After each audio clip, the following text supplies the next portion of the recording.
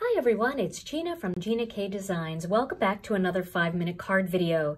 Today I'm going to show you a fun bokeh background technique using a stencil, some ink cubes, and a little bit of water. So I'm using the Sunspot stencil here by Gina K Designs. You can use any stencil that has a circular pattern in there somewhere. And I'm going to start with some turquoise sea. I'm using an ink cube for this, and I'm just smashing some of that ink down onto the stencil.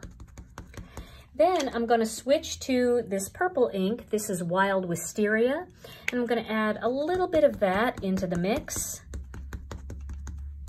And then I'm going to finish it off with some Jelly Bean Green.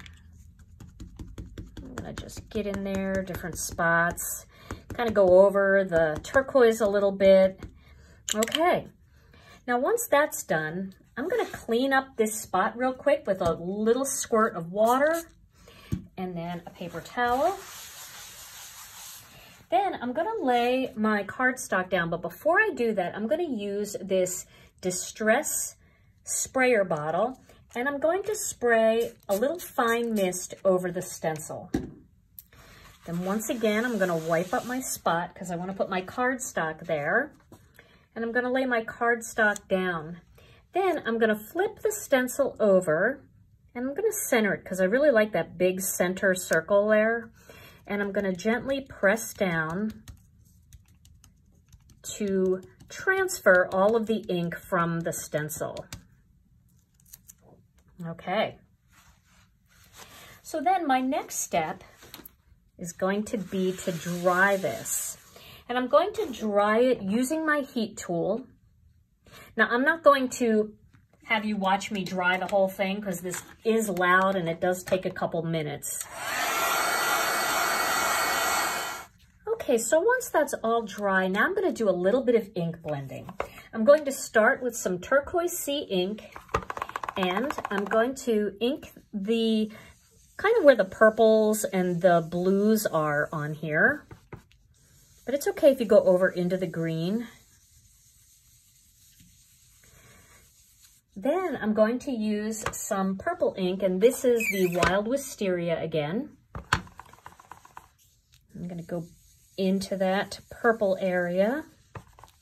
A little bit over here, up into here.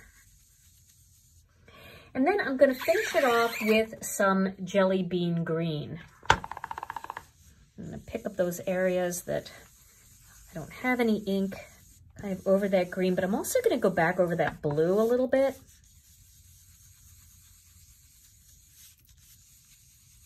All right.